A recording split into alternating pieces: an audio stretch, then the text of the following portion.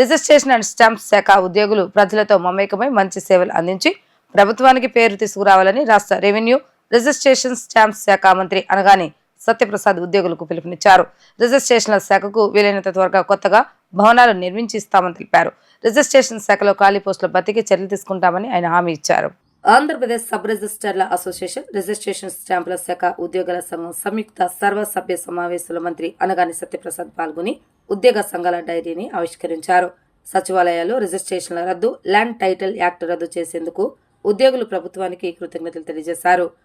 ఈ సందర్భంగా మంత్రి సత్యప్రసాద్ మాట్లాడుతూ రిజిస్ట్రేషన్ అండ్ స్టాంప్స్ శాఖ ఉద్యోగులు ప్రజలతో మమేకమై మంచి సేవలు అందించి ప్రభుత్వానికి పేరు తీసుకురావాలని కోరారు.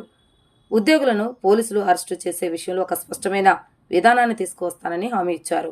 రిజిస్ట్రేషన్ల శాఖకు వీలైనంత త్వరగా కొత్త బిల్డింగ్లు నిర్మించి ఇస్తామని చెప్పారు. రిజిస్ట్రేషన్ శాఖలో ఖాళీ పోస్టుల భర్తీకి చర్యలు తీసుకుంటామని, ఆ పోస్టులను సచివాలయ సిబ్బంది చేత భర్తీ చేయిస్తామని ఆయన హామీ ఇచ్చారు. గ్రామ సచివాలయ రిజిస్ట్రేషన్ అలాగే టైటిలింగ్ యాక్ట్ 2 రద్దు చేసి మంచి పని చేశారు అనేది. కానీ గౌరవ ముఖ్యమంత్రి ఎవరైతే ప్రోయాక్టివ్ అండ్ ప్రోగ్రెసివ్గా ఉంటారో వారు మీ అందరికీ దీనికంటే కూడా పెద్ద ఒక కార్యక్రమం చేశారు. ఎందుకంటే చాలా మంది గతంలో చంద్రబాబు నాయుడు గారు కూడా ఎలాగైతే పాస్పోర్ట్లో సర్వీసెస్ TCS లాంటి కంపెనీలకు ఇచ్చి సేవా కేంద్రాలు పెట్టాలి అనేసి వారు కూడా అనుకున్నారు.